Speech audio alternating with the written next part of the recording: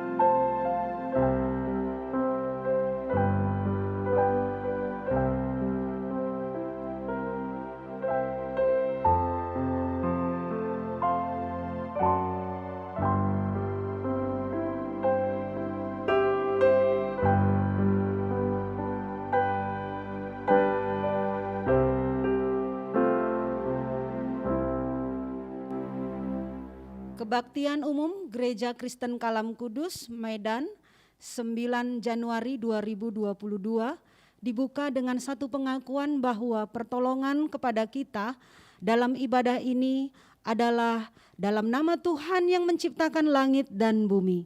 Kasih karunia, rahmat dan damai sejahtera dari Allah Bapa dan Kristus Yesus Tuhan kita dan pertolongan Roh Kudus menyertai kita sekalian.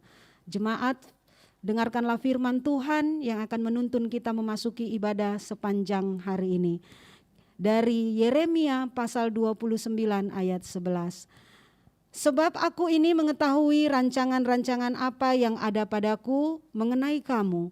Demikianlah firman Tuhan, yaitu rancangan damai sejahtera dan bukan rancangan kecelakaan, untuk memberikan kepadamu hari depan yang penuh harapan. Kita akan memuji Tuhan, Tuhanlah pengharapanku.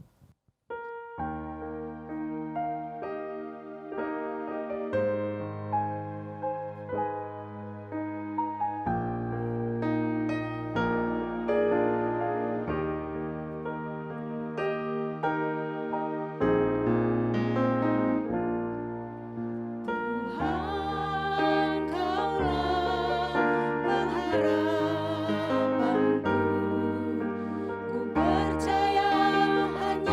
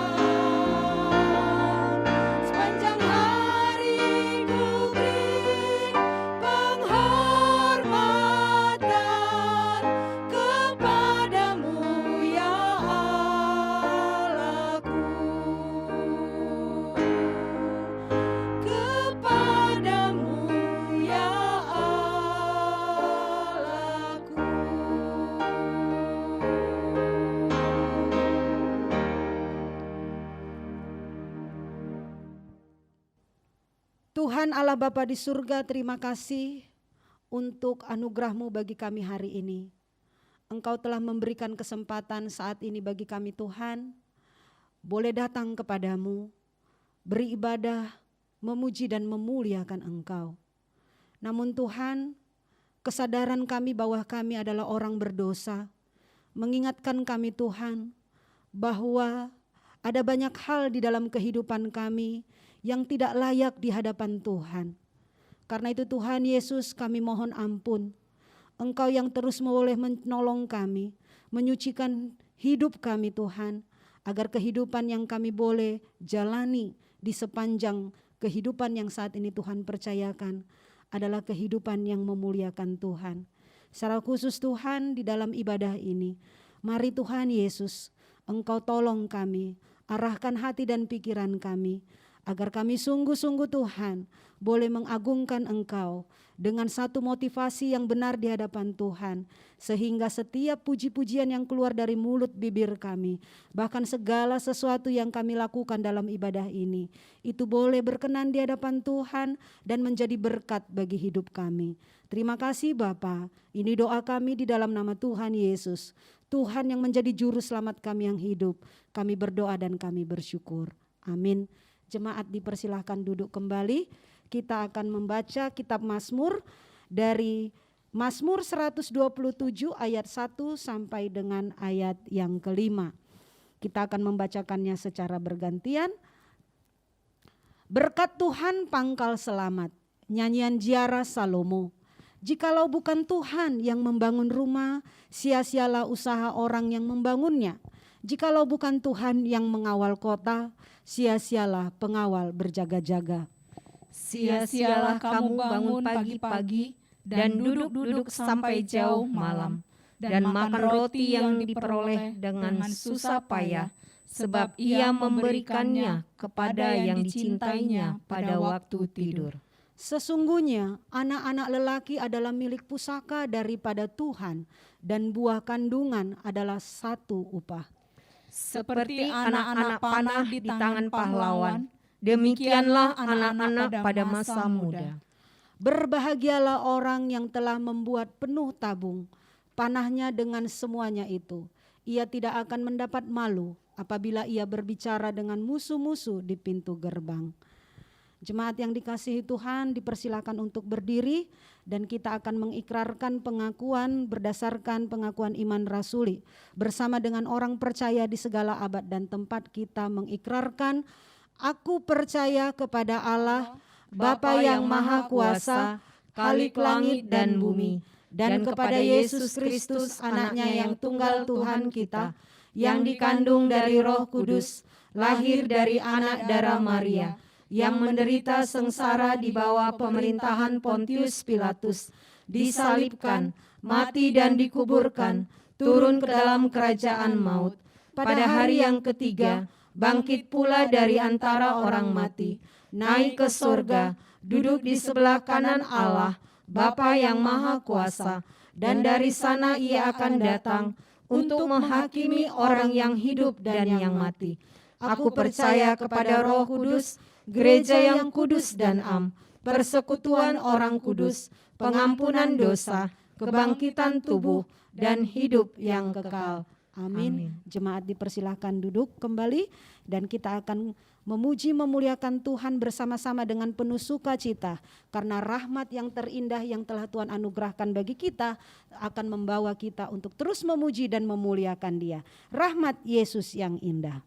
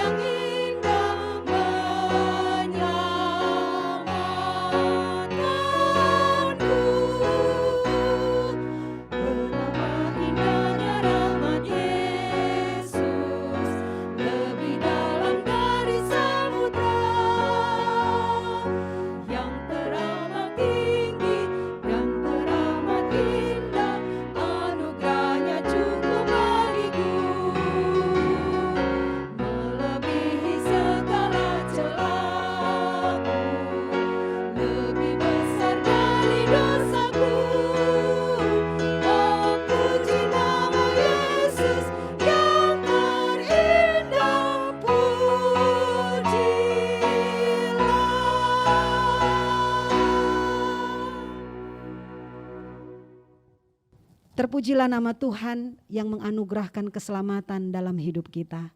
Jemaat yang dikasihi oleh Tuhan, saatnya kita akan memberikan persembahan, dan persembahan dapat dikirim melalui rekening BCA, dan kita akan menyanyikan pujian bagi Tuhan, sukacita kusembahkan.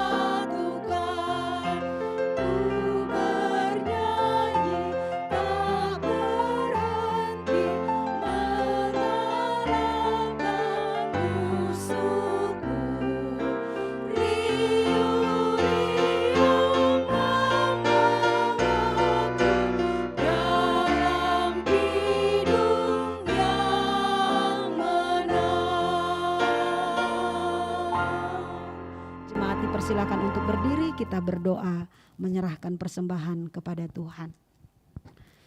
Tuhan Allah Bapa di surga, terima kasih untuk anugerah-Mu yang boleh terus memberkati kehidupan kami, karena kami boleh bekerja, melakukan tugas tanggung jawab kami. Dan di dalamnya Tuhan Engkau peliharakan kehidupan kami atas apa yang kami butuhkan, kebutuhan untuk tempat tinggal, kebutuhan untuk makan dan minum, bahkan kebutuhan untuk kami boleh Tuhan menikmati kebersamaan kami bersama dengan orang-orang yang kami kasihi. Terima kasih Bapa, saat ini Engkau telah memberikan kesempatan bagi kami masing-masing untuk membawa persembahan kami kepada Tuhan. Tuhan Yesus, Engkau terus tolong kami agar di dalam kami memberikan persembahan di dalam rupiah-rupiah yang kami kumpulkan. Kami percaya Tuhan, ini semuanya berasal daripada Tuhan. Biarlah Tuhan Engkau terus berikan kami hikmat dan tanggung jawab yang benar di dalam kami mengatur, mengelola keuangan yang saat ini Tuhan percayakan kepada kami, sehingga kami tahu Tuhan bahwa yang kami dapat semuanya itu berasal daripada Tuhan lewat pekerjaan yang benar-benar kami lakukan di hadapan Tuhan, dan sehingga ketika kami pun membawanya kepada Tuhan, kami tahu bahwa semuanya itu kami dapat dengan cara memuliakan Tuhan, sehingga persembahan itu pun boleh berkenan kepadamu ya Bapa.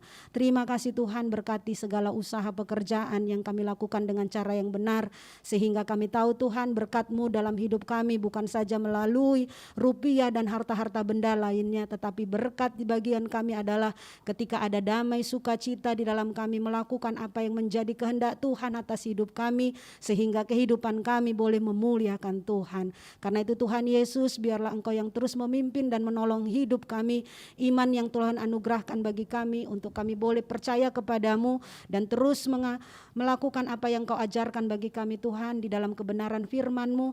Itu jugalah Tuhan yang akan terus menolong kami untuk meyakini bahwa hidup kami ada di dalam anugerah dan belas kasihan Tuhan. Terima kasih Bapa, kami menyerahkan untuk seluruh jemaat Tuhan yang saat ini masih terus bergumul di dalam kelemahan tubuh, biarlah Tuhan juga tetap berikan kekuatan bagi mereka, sukacita daripada Allah membawa mereka untuk terus percaya, meyakini bahwa Engkau Tuhan terus menolong mereka, memberikan kemampuan bagi mereka di tengah-tengah kondisi tubuh mereka yang lemah. Kami juga berdoa Tuhan, Engkau memberkati untuk seluruh pelayanan daripada Gereja Kristen Kalam Kudus. Kiranya Tuhan Engkau tolong kami, ada banyak program-program yang saat ini sedang kami rencanakan Tuhan, namun kami sungguh rindu Tuhan, Engkau berikan kami hati agar di dalam kami mengerjakannya, kami melihat bahwa Engkau telah memakai kami, memberikan kesempatan bagi kami untuk kami boleh menjadi bagian di dalam pekerjaan Tuhan. Dan kami tahu Tuhan, pekerjaan ini bukan hanya semata-mata melakukan secara administrasi, tetapi Tuhan Engkau telah memberikan satu pemahaman bagi kami bahwa di dalam pelayanan kami, tujuan kami adalah bagaimana ada jiwa-jiwa yang Tuhan hantar bagi kami, untuk di mana Tuhan kami mampu untuk membawa mereka kepada Tuhan dan mereka boleh mengalami akan kasih Tuhan untuk menerima Engkau sebagai Tuhan dan Juru Selamat hidup mereka secara pribadi. Terima kasih Bapak, kami serahkan Tuhan, bahkan rencana untuk kami akan ibadah secara tatap muka pada tanggal 16 nanti, kami berdoa biarlah Tuhan menolong segala apa yang kami pikirkan, yang kami mau lakukan. Kami sungguh rindu Tuhan, Engkau mempersiapkannya dengan baik sehingga acara yang akan kami lakukan pada tanggal 16 nanti sungguh-sungguh itu Tuhan berkenan kepadamu, sehingga kami semuanya Tuhan melakukannya dengan penuh sukacita, dan setiap jemaat yang Tuhan perkenankan untuk boleh hadir, kiranya semuanya boleh diberkati. Terima kasih Bapa, kami berdoa menyerahkan untuk bangsa dan negara kami juga ke dalam tangan kasih Tuhan. Tuhan terus pimpin para pemerintah yang saat ini Tuhan percayakan, presiden, wakil presiden, bahkan seluruh jajaran dari para pemimpin daerah. Kami berdoa kiranya Tuhan juga menolong mereka. Ada banyak permasalahan-permasalahan di berbagai daerah Tuhan, tetapi Tuhan berikan setiap hati yang benar kepada para pemimpin daerah Tuhan untuk boleh memikirkan bagaimana mendatangkan damai sejahtera di tengah-tengah kota yang saat ini Tuhan percayakan untuk mereka memimpin. Terima kasih Bapak, untuk sekolah Kristen Kalam Kudus juga kami percaya Tuhan, kalau sampai saat ini itu boleh ada, semuanya hanya karena anugerah Tuhan. Kami mempunyai tantangan besar Tuhan di dalam memasuki tahun ajaran baru 2022-2023. Kami merindukan Tuhan, Engkau terus membawa kami agar kami mempromosikan sekolah ini dengan berbagai bentuk publikasi dan promosi. Sungguh rindu kami Tuhan, Engkau tambahkan lagi Tuhan murid yang baru untuk mereka boleh menjadi bagian di dalam pendidikan sekolah Kristen yang saat ini Tuhan percayakan melalui Kalam Kudus. Kami percaya Tuhan, Engkau memperlengkapi setiap kami sebagai guru, bukan saja mengajar di dalam bidang studi kami, tetapi kerinduan kami, anak-anak didik yang saat ini Tuhan percayakan di depan kami, di tangan kami, biarlah itu menjadi satu kerinduan kami untuk mereka boleh mengenal kasih Tuhan di dalam setiap pengajaran yang benar yang kami berikan kepada mereka. Terima kasih Bapa, ini permohonan kami, Tuhan Yesus yang mendengar, dan Tuhanlah yang berkenan menjawabnya di dalam waktu dan kehendak Tuhan. Terpujilah Engkau Bapa, di dalam nama Tuhan Yesus Kristus, Tuhan dan Juru Selamat kami yang hidup, kami berdoa dan kami bersyukur. Amin. Jemaat dipersilakan duduk kembali. Saatnya kita akan mendengarkan firman Tuhan. Firman Tuhan pada pagi hari ini akan disampaikan oleh Bapak Penginjil Samuel Bayu. Namun sebelumnya mari kita menyanyikan pujian kepada Tuhan, sungguh indah.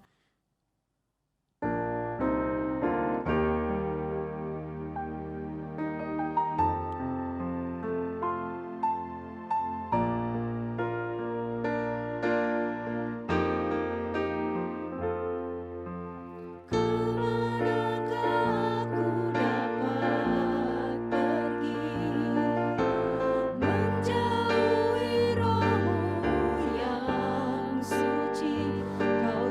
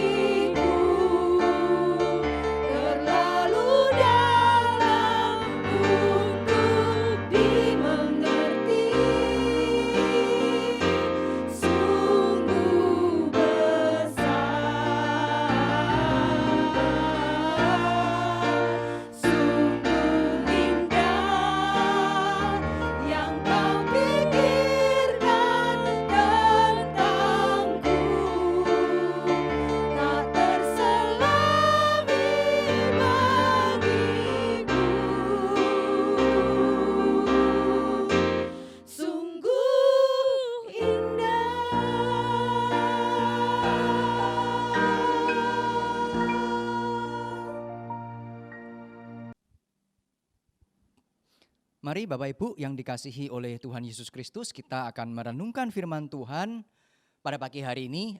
Kita akan berdoa meminta pertolongan Tuhan agar kita boleh diberikan satu hikmat untuk memahami dan melakukannya dalam kehidupan kita. Mari kita berdoa. Bapa kerajaan surga, kami datang kepada Tuhan untuk kami boleh merenungkan firman Tuhan. Kiranya Tuhan membuka hati dan pikiran kami untuk firman Tuhan, dan agar setiap firman, setiap kalimat yang masuk ke dalam pikiran dan hati kami boleh tertanam sedemikian rupa dan boleh berakar dan bertumbuh menghasilkan buah perbuatan yang indah di hadapan Tuhan. Sehingga di dalam setiap pergumulan kami mengerti apa yang Tuhan kehendaki di dalam setiap masalah yang Tuhan berikan kepada kami. Bukan sekedar kami hanya mencari solusi pemulihan, tetapi terlebih dari itu kami mencari kehendak Tuhan. Kami serahkan seluruh perenungan kami pada pagi hari ini ke dalam tangan Tuhan. Dalam nama Tuhan kami Yesus Kristus kami berdoa, kami mengucap syukur. Amin. Tema hari ini pemulihan di tahun baru. Kita akan ambil dari satu bagian Alkitab, Yeremia 29 ayat yang ke-10 sampai yang ke-14. Yeremia 29 ayat 10 sampai 14. Judul dari perikop itu adalah surat kiriman kepada orang-orang buangan di Babel. Saya akan bacakan untuk kita semua. Yeremia 29 ayat 10 sampai 14. Sebab beginilah firman Tuhan, apabila telah genap 70 tahun bagi Babel, maka barulah aku memperhatikan kamu. Aku akan menepati janjiku itu kepadamu dengan mengembalikan kamu ke tempat ini. Sebab aku ini mengetahui rancangan-rancangan apa yang ada padaku mengenai kamu. Demikianlah firman Tuhan.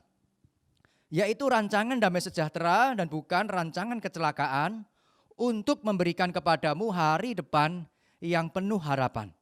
Dan apabila kamu berseru dan datang untuk berdoa kepadaku, maka aku akan mendengarkan kamu. Apabila kamu mencari aku, kamu akan menemukan aku. Apabila kamu menanyakan aku dengan segenap hati, aku akan memberi kamu menemukan aku. Demikianlah firman Tuhan. Dan aku akan memulihkan keadaanmu dan akan mengumpulkan kamu dari antara segala bangsa dan dari segala tempat ke mana kamu telah kucerai-beraikan. Demikianlah firman Tuhan. Dan aku akan mengembalikan kamu ke tempat dari mana aku telah membuang kamu.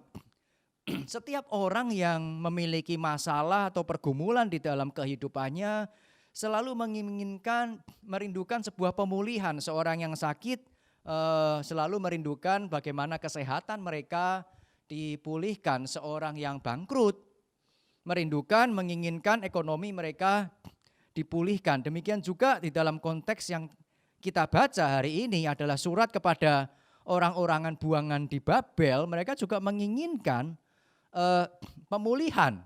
Nah, kalau kita melihat sejarah bangsa Israel yang kemudian terpecah menjadi dua buah kerajaan, utara dan selatan, kerajaan utara itu musnah tahun sekitar 722 sebelum Masehi.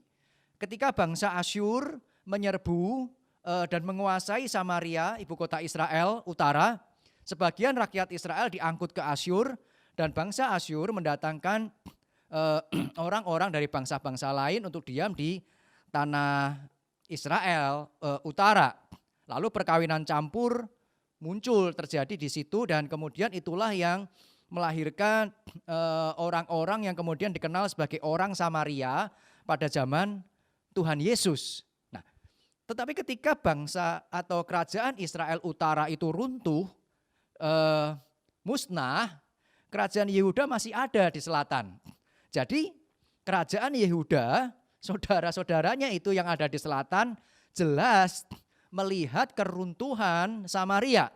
Mereka jelas melihat bagaimana saudara-saudaranya itu yang 10 suku di utara itu benar-benar dimusnahkan oleh Asyur.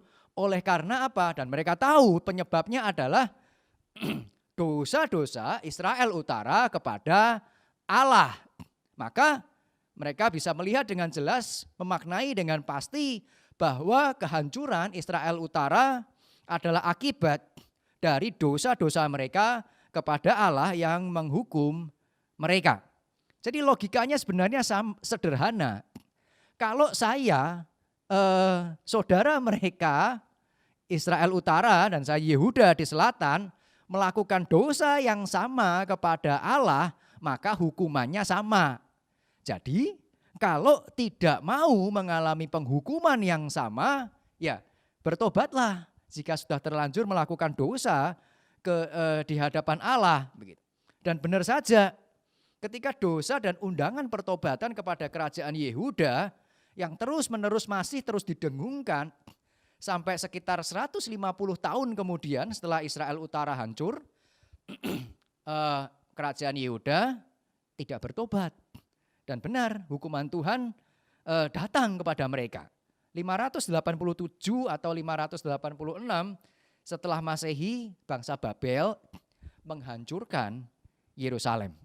Tetapi sebelum penghancuran Yerusalem, bait suci tahun 587 itu bukan serangan pertama dari Nebukadnezar. Ada setidaknya 2 serangan lagi sebelum itu terjadi, yaitu kapan? 10 tahun sebelumnya. 10 tahun dari 587 sebelum Masehi, ya berarti sekitar 597. Nah, ketika itu Raja Nebukadnezar dari Babel mengepung Yerusalem dan kemudian menangkap Raja Yoyakim yang berkuasa di Yerusalem pada hari itu. Dan di dalam penyerangan yang pertama ini sejumlah rakyat Yehuda diangkut ke Babel. Salah satunya atau mungkin 4 orang di antara rakyat Yehuda yang pertama kali diangkut ke Babel tahun 597 bersama Raja Yoyakim adalah ya Daniel, Sadrak, Mesak, dan Abednego. Itu ikut diangkut di dalam pembuangan yang pertama. Lalu Yoyakim diganti oleh seorang yang bernama Yekonya atau nama lainnya Yoyakin. Dia hanya bertahta sekitar 3 bulan 10 hari. Setelah itu apa? Gantian dia yang diangkut oleh Nebukadnezar ke Babel. Nah, kalau kita melihat di dalam Yeremia 29 yang tadi kita baca ayat 1 dan 2, di situ dikatakan begini. Demikianlah bunyi surat yang dikirim oleh Nabi Yeremia dari Yerusalem kepada tua-tua di antara orang buangan. Jadi sudah ada orang buangan ya yang akan menerima surat kepada imam-imam, kepada nabi-nabi, dan kepada seluruh rakyat yang diangkut di dalam pembuangan oleh Nebukadnezar dari Yerusalem ke Babel. Nah, itu terjadi sesudah Raja Yekonya beserta ibu suri, pegawai-pegawai istana, pemuka-pemuka Yehuda dan Yerusalem, tukang dan pandai besi telah keluar dari Yerusalem. Surat itu dikirim dengan perantaraan Elasa bin Safan dan Gemaria bin Hilkia yang diutus oleh Sedekia, Raja Yehuda ke Babel kepada Nebukadnezar, Raja Babel.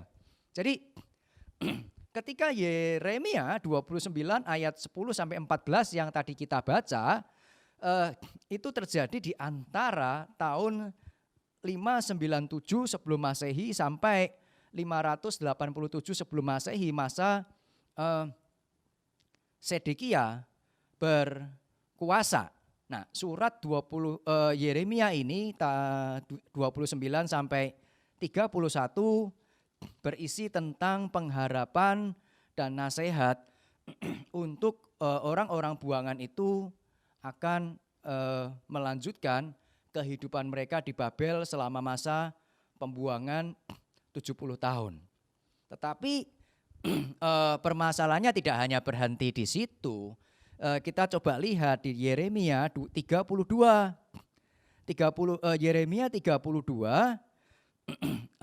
ayat 1, firman Tuhan yang datang dari Tuhan kepada Yeremia. Nah, kapan? Dalam tahun yang ke-10 pemerintahan Sedekia. Itulah tahun yang ke-18 pemerintahan Nebukadnezar. Jadi kapan surat atau firman Tuhan di Yeremia 32 ayat 1 itu diberikan Tuhan 587 sebelum Masehi, 10 tahun setelah Sedekia berkuasa. Dan di tahun itu juga apa yang terjadi? Yerusalem dihancurkan dan kerajaan Yehuda benar-benar musnah dari sejarah bangsa Israel. Ini pembuangan terakhir ke Babel. Kenapa? Karena Sedekia dan rakyat Yehuda tidak mau bertobat. Mereka ngotot berperang melawan Babel. Tuhan mengatakan, jangan, tidak perlu, kamu tidak akan menang. Begitu. Tapi Sedekia tidak berpikir demikian, dia ingin memulihkan kerajaannya seperti sedia kala dengan usahanya sendiri, dengan sekutunya, dengan kekuatan militernya. Padahal pemulihan itu Tuhan katakan, pemulihan itu berasal dari Tuhan. Jadi kalau kita lihat siapakah orang-orang yang menerima surat dari Yeremia 29 sampai 31. Yaitu orang-orang yang sudah dibuang, mereka orang-orang yang ada di Babel. Hidup di dalam pembuangan, penuh rasa malu, kekhawatiran, dan barangkali rasa berdosa kepada Allah yang bertahun-tahun, bergenerasi-generasi mereka berdosa kepada Tuhan. Mereka menantikan pemulihan yang daripada Tuhan. Tetapi kemudian apa yang terjadi 10 tahun setelah mereka tinggal di Babel, yang terjadi bukan sebuah pemulihan, tetapi sebuah berita buruk yang lain, dan itu berita buruk lebih buruk dari dua berita buruk sebelumnya ketika Nebukadnezar mengepung Yerusalem 597 sebelum Masehi. Apa yang terjadi? Kalau 597 sebelum Masehi, kerajaan Yehuda masih ada. Tetapi 587, kerajaan Yehuda sudah tidak ada lagi.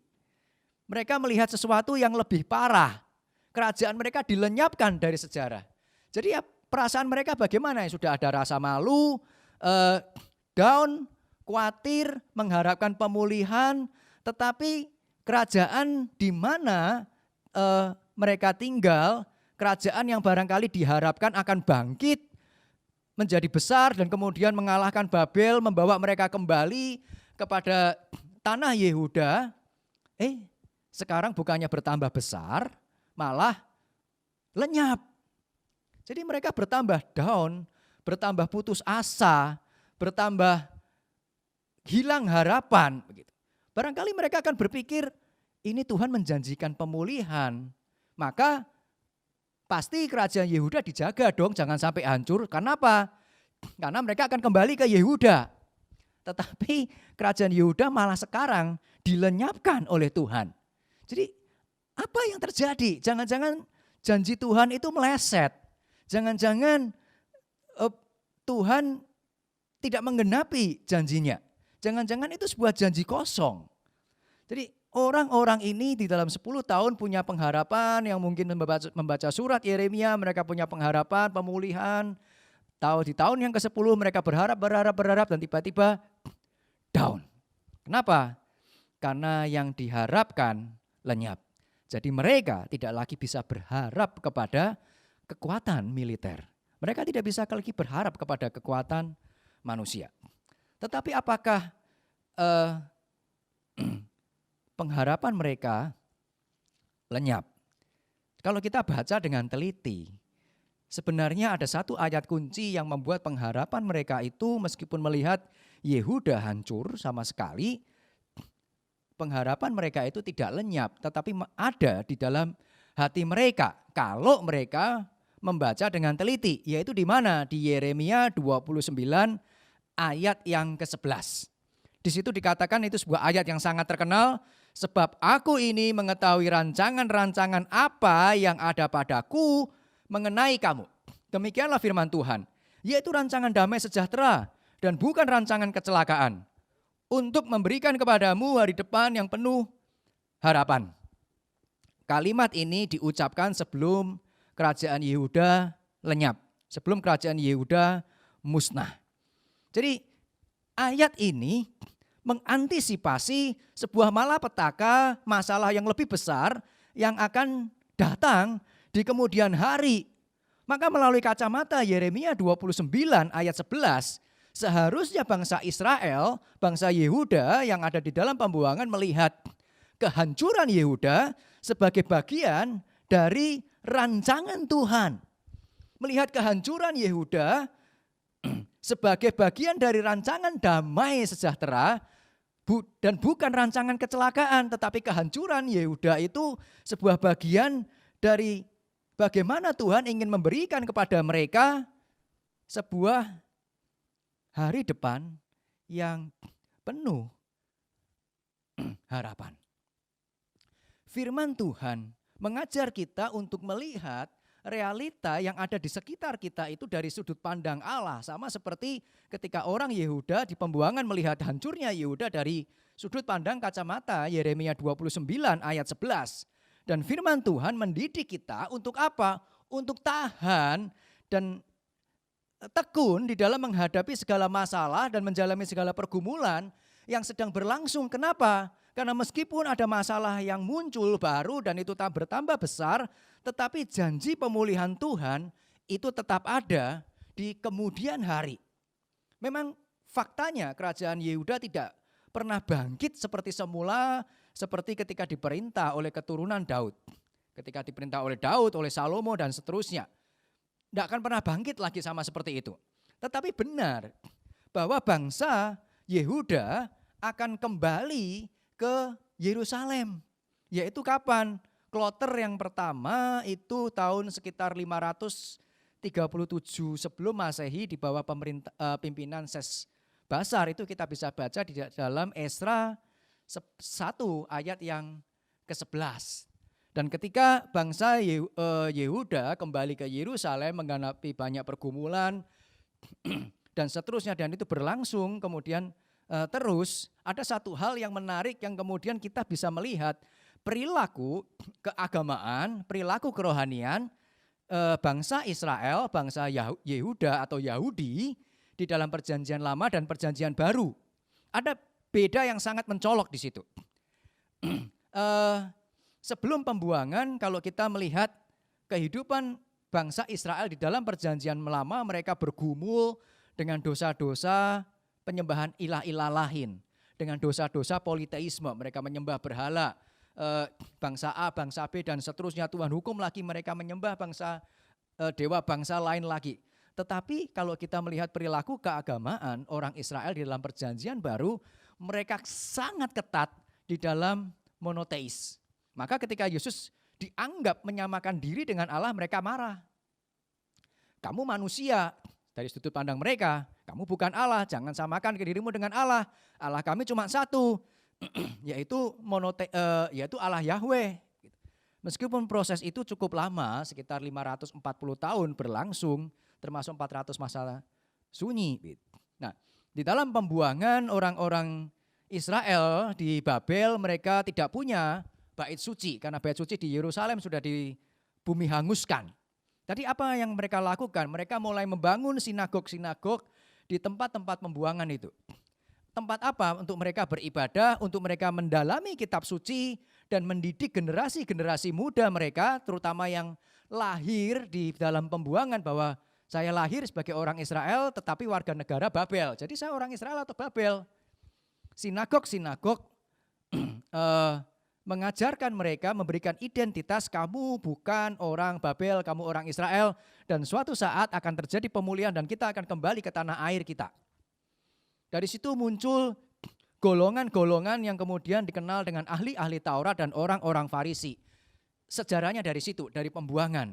Jadi orang Farisi, ahli Taurat muncul karena apa? Karena mereka ingin mendalami firman Tuhan supaya mereka tidak lagi melanggar dan dihukum sama seperti generasi mereka pada saat itu. Jadi orang Farisi kemunculannya didasari oleh sebuah motivasi yang baik. Dan jangan lupa, Esra adalah seorang ahli Taurat yang muncul pada masa pembuangan. Mereka mendirikan tradisi-tradisi Yahudi pasca pembuangan. Jadi pahitnya hukuman, pahitnya hidup yang diberikan oleh Tuhan digunakan untuk mendidik umatnya yang melanggar firman-Nya. Di balik penghukuman dan hajaran itu ada janji. Bahwa apa? Bahwa jika engkau bertobat, engkau kembali kepada Tuhan, akan ada pemulihan dan nanti itu akan digenapi secara sempurna di dalam Yesus Kristus, bukan sekedar ketika sama seperti masa Esra, kalau mereka kembali ke tanah perjanjian, tetapi di dalam Yesus Kristus Allah memberikan roh yang baru dan hati yang baru yang taat. Itu di dalam Yehezkiel 36 ayat 26. Di dalam hidup kita, siapa sih yang tidak pernah mengalami pasang surut kehidupan? Dinamika hidup naik turun, semua orang pasti mengalami. Entah apapun masalahnya, tetapi ada masa-masa di antara kehidupan kita selalu mengalami pergumulan-pergumulan hidup. Entah itu pergumulan hidup disebabkan oleh kesalahan orang lain dan kita menjadi korban dari dosa orang lain, atau barangkali kita adalah korban dari kesalahan kita sendiri. Ada kalanya itu diakibatkan oleh orang lain dan ada kalanya itu diakibatkan oleh diri kita sendiri, anak-anak kita misalnya memberontak kepada kita. Mengapa? Karena mungkin kita tidak pernah hadir di dalam kehidupan mereka. Kita tidak pernah mendidik mereka di dalam kasih. Pertengkaran di dalam rumah tangga dan keluarga kerap kali justru terjadi karena apa? Tingginya ego, ketidakdewasaan dan hilangnya spiritualitas. 1 minggu terakhir ini saya berkomunikasi dengan seorang anak muda, wanita, dia sedang dekat dengan seorang pria, begitu, enggak usah dicari karena orangnya tidak ada di Medan, begitu. Nanti cari ini jemaat dari Kalam Kudus Medan yang sedang begini siapa, begitu. Enggak ada, begitu. Nah, di dalam salah satu percakapan kami dia kemudian mengatakan, Pak, kalau cari jodoh itu kan mestinya ekonomi, kemapanan ekonomi, kesiapan ekonomi lebih penting dari karakter, kan gitu kan? Benar apa enggak? Dia bilang begitu. Karena logikanya dia kalau ekonomi bermasalah, maka pasti akan ribut rumah tangganya. Saya katakan ya enggak demikian. Banyak rumah tangga yang ekonominya bermasalah tetapi mereka tidak ribut. Jadi yang ribut, yang bikin ribut itu bukan ekonomi yang bermasalah, tetapi karakter yang bermasalah, ego yang bermasalah, kerohanian yang bermasalah di dalam memandang masalah-masalah ekonomi. Nah itu yang membuat rumah tangga kemudian ribut begitu.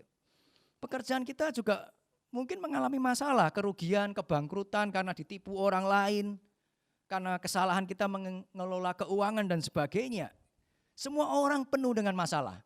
Dan seringkali apa yang kita inginkan ketika kita menghadapi pergumulan-pergumulan semacam itu adalah ya bagaimana solusinya. Tetapi kita jarang berlutut dan berdoa ketika kita mengalami semuanya itu. Kita hanya melihat masalah-masalah di sekitar kita, masalah-masalah kita ini masalah jasmani. Sakit berarti masalah tidak jaga kesehatan. Bangkrut berarti masalah tidak hati-hati di dalam manajemen atau di dalam ekonomi. Melalui surat-surat perjanjian lama, umat Allah itu selalu diingatkan bahwa di balik masalah-masalah mereka, di balik masalah kejatuhan mereka, kebangkrutan mereka, segala macam pergumulan mereka, ada Allah yang bertindak, yang bukan sekedar memberikan solusi tetapi justru memberikan masalah itu, memberikan hajaran itu supaya apa? Supaya orang-orang umat Allah kembali kepada Tuhan. Jadi ada masalah rohani di balik masalah jasmani dan itu seringkali yang justru kita lupakan di dalam kehidupan kita. Seorang jemaat pernah bertanya kepada saya, Pak, bagaimana saya mengenali bahwa masalah saya itu dikarenakan karena dosa tertentu, bukan karena masalah-masalah misalnya manajemen atau apa begitu. Dan bagaimana saya tahu, oh masalah saya itu karena dosa yang ini loh. Jadi kalau saya bertobat dari dosa yang ini pasti Tuhan akan memberikan pemulihan. Begitu. Saya jawab, ya enggak ada rumusnya. Mana ada rumusan begitu. Tapi kalau kita datang kepada Tuhan, kita cari kehendak Tuhan, bukan sekedar cari solusi, Tetapi cari ada apa rencana Tuhan di balik masalah saya yakin Tuhan akan memberikan kepada kita kepekaan untuk kita mengenalinya. Kalau Tuhan relasi dengan Dia didasarkan dengan rumus, kita tidak akan cari Tuhan. Kalau bisnis saya rugi 10%, itu berarti karena saya menipu 10 juta. Kalau ruginya 20%, itu berarti saya menipu 20 juta misalnya. Jadi kalau saya lihat ruginya 20%, berarti yang itu gara-gara dosa yang itu. Ya tidak perlu datang kepada Tuhan. Kita lihat aja rumus-rumusnya. Justru Tuhan tidak meletakkan rumus-rumus semacam itu di dalam relasi kita dengan Dia. Supaya apa? Supaya kita kembali dan datang kepada Dia di dalam doa kita, di dalam perenungan kita akan firman Tuhan.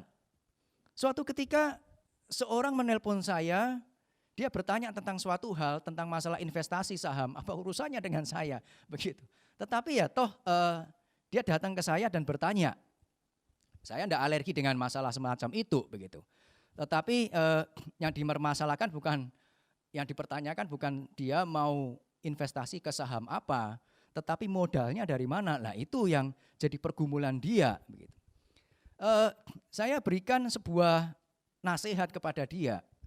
Dan bagi saya nasihat yang saya berikan, masukan yang saya sampaikan kepada dia tentang pengelolaan keuangan dia untuk investasi di dunia saham itu, saya yakin dan percaya itu bisa dipertanggungjawabkan secara teologis. Tetapi harus jujur saya katakan ketika saya memberikan nasihat yang benar secara teologis itu ada damai sejahtera yang hilang dalam hati saya. Kenapa perasaan saya tidak enak? Begitu. Lalu saya korek dia lebih dalam lagi dan dia muncul beberapa kata, oke Pak saya jujur Pak, berarti ada yang masih disembunyikan sama dia, jadi nasihat saya terbatas. Begitu. Dia cerita lagi, saya berikan nasihat lagi, rasa damai sejahtera itu tidak muncul. Ada rasa gundah di dalam hati saya Mas Ian. Saya berpikir, what's something wrong with this? Dan saya gali lagi, sampai dia bilang, oke Pak saya jujur lagi. Ada yang masih disembunyikan lagi ternyata. Baru di dalam nasihat yang terakhir itu, kekhawatiran, kegelisahan saya hilang, ada damai sejahtera. Di situ ketika saya memberikan sebuah nasihat yang terakhir dan berbeda dari yang pertama. Kenapa? Karena ada hal yang disembunyikan. Dan saya tidak tahu begitu sebelumnya. Jadi, kalau kita benar-benar datang kepada Tuhan, Tuhan itu ada. Dan Dia akan memberikan kita kepekaan tentang isi hati Dia kepada kita. Tapi yang kita lakukan seringkali apa? Seringkali ya pokoknya cari solusi. Kita tidak cari apa yang Tuhan inginkan. Kita lebih suka cari apa? Cari hamba Tuhan, bukan cari tuannya, tapi malah cari hambanya. Itu sesuatu yang sebenarnya bukan Tuhan kehendaki. Tuhan kehendaki kita datang kepada Dia pertama kali ketika kita mengalami masalah di dalam kehidupan kita. Hamba-hamba Tuhan dan teman-teman kita tidak dapat menjanjikan dan melakukan sesuatu yang Tuhan janjikan dan Tuhan lakukan. Yeremia 29 yang tadi kita baca ayat 12 sampai 14 berbunyi demikian. Dan apabila kamu berseru dan datang untuk berdoa kepadaku, maka aku akan mendengarkan kamu. Apabila kamu mencari aku kamu akan menemukan aku. Apabila kamu menanyakan aku dengan segenap hati, aku akan memberi kamu menemukan aku. Demikianlah firman Tuhan dan aku akan memulihkan keadaanmu. Setiap orang yang punya masalah sekali lagi mau solusi. Mau pemulihan di dalam masalah-masalah mereka. Hal ini wajar, tidak salah begitu. Tetapi satu hal yang sering kali kita lupa adalah kita selalu berpikir punya semangat, saya tidak mau susah, maka yang penting saya keluar dari masalah. Jadi Tuhan itu siapa? Tuhan itu pemberes masalah. Masalah siapa? Masalah saya. Siapa yang menyebabkan masalah? Saya. Saya menyebabkan masalah, saya kena masalah, dan Tuhan yang harus membereskan masalah saya. Padahal penyebab masalah itu bukan di luar tetapi di dalam hati kita yang mungkin menimbulkan masalah. Kalau kita lihat kembali di Yeremia 29, 12, 14, di situ dikatakan apabila kamu berseru dan datang untuk berdoa kepadaku, maka aku akan mendengarkan kamu, dan seterusnya. Jadi ada semacam syarat dan ada semacam janji. Apabila kamu bla bla bla bla bla, maka aku akan bla bla bla bla. Tapi yang kita mau makanya aja, gitu kan. Apabila kamu bertobat, maka aku akan memulihkan kamu. Kita maunya dipulihkan, tetapi tidak mau bertobat. Kita seringkali datang cari Tuhan, itu bukan cari Tuhan. Tapi cari apa? Cari solusi, cari pemulihan. Tapi bukan cari Tuhan. Gitu. Dia cari Tuhan untuk apa? Supaya saya keluar dari masalah. Kita mesti ingat di dalam kehidupan orang Israel hari itu dan kita hari ini, pergumulan dan masalah hidup kita seringkali dipakai oleh Tuhan untuk mengingatkan kita bahwa Dia ada dan mengingatkan kita untuk apa? Untuk kembali kepada Dia ketika hubungan kita mulai renggang dan ketika hubungan kita barangkali hilang relasi dengan Dia. Pak, tapi saya beribadah. Iya, orang Israel juga beribadah. Mereka juga menjalankan ritualitas mereka. Kita mungkin beribadah, kita mungkin melayani. Tetapi bukan berarti ketika kita beribadah, kita melayani, kita berbuat baik, otomatis kita sudah berelasi dengan Allah. Enggak. Kita bisa beribadah tetapi melakukannya sekedar ritualitas. Yang penting datang, pulang, selesai.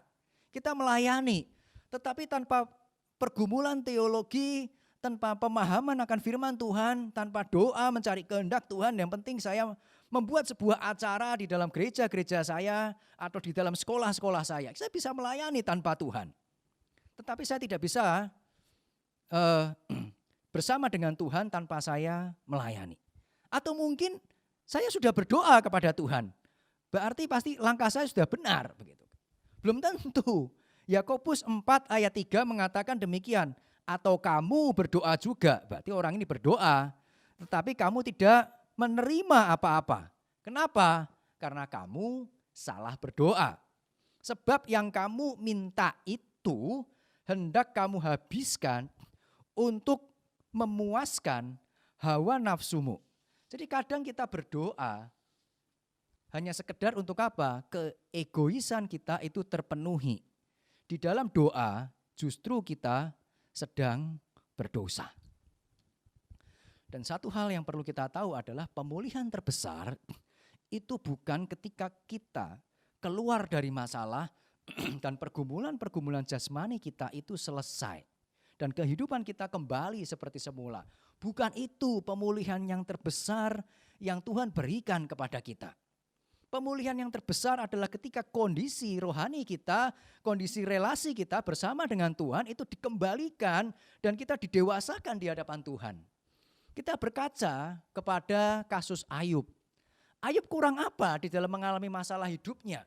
Seluruh hartanya habis, ke-10 anaknya mati, kesehatannya hilang.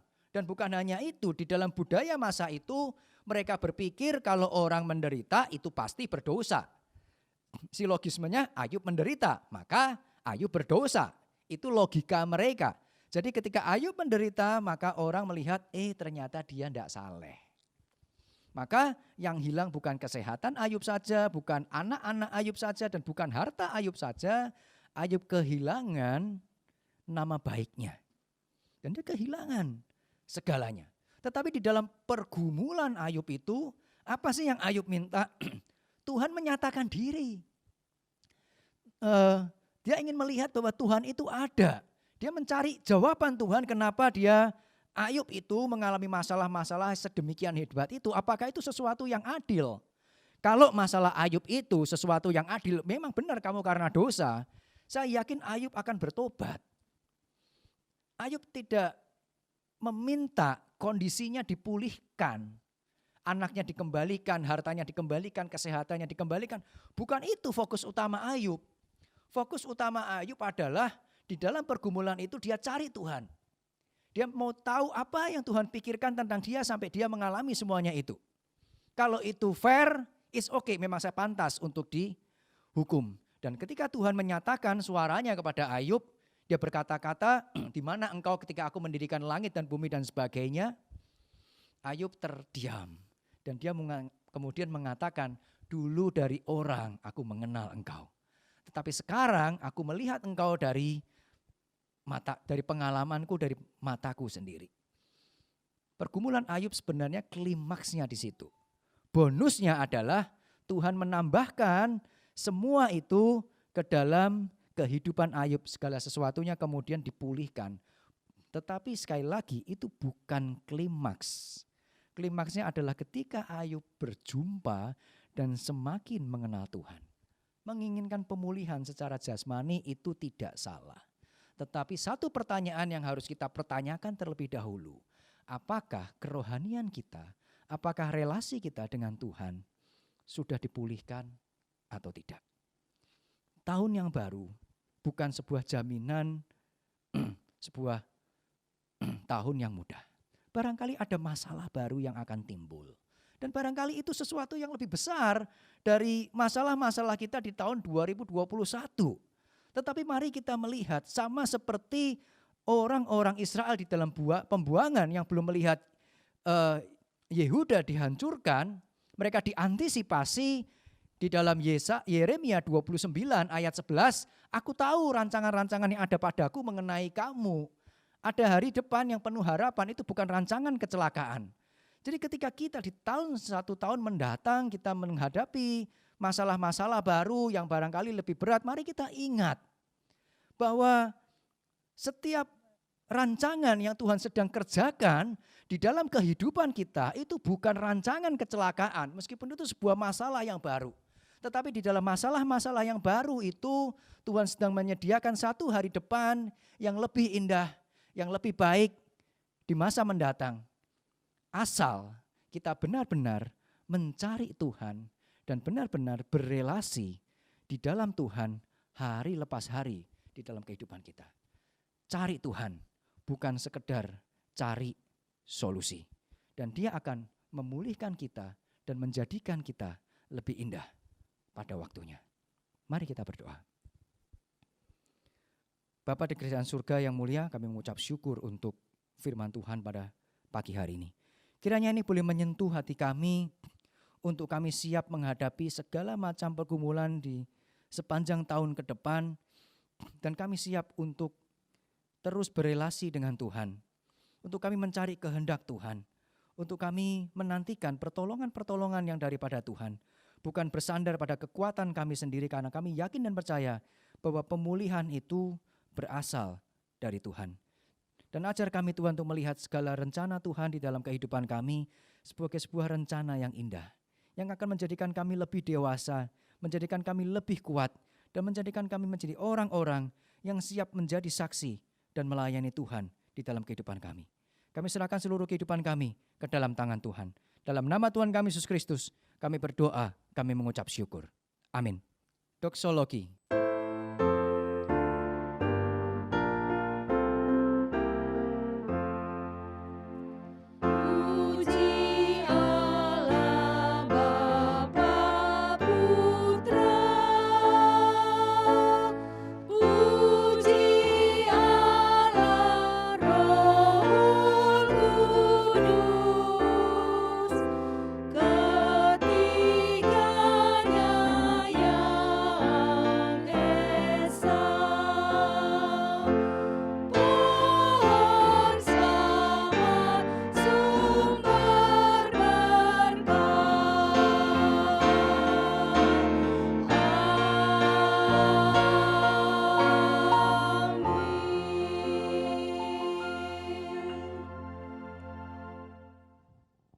Saat ini kita akan kembali ke dalam kehidupan kita masing-masing dan mari kita percaya akan firman Tuhan, akan percaya akan janji Tuhan yang di dalam setiap rancangannya akan memberikan damai sejahtera, sebuah rancangan yang indah, yang penuh harapan di dalam kehidupan kita. Meskipun kita mengalami masalah, meskipun kita mengalami pergumulan-pergumulan yang besar sekalipun. Mari kita pulang dengan membawa berkat yang daripada Tuhan. Tuhan memberkati kita dan melindungi kita. Tuhan menyinari kita dengan wajahnya dan memberi kita kasih karunia. Tuhan menghadapkan wajahnya kepada kita dan memberi kita damai sejahtera hari ini sampai selama-lamanya. Amin.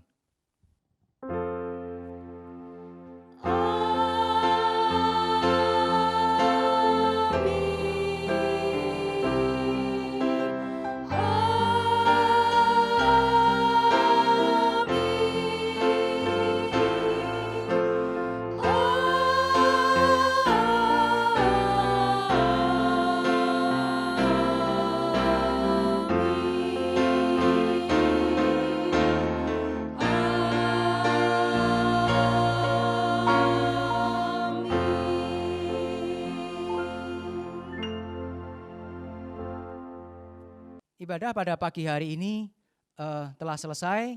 Silakan Bapak Ibu untuk saat teduh sebentar. Tuhan Yesus memberkati kita semua.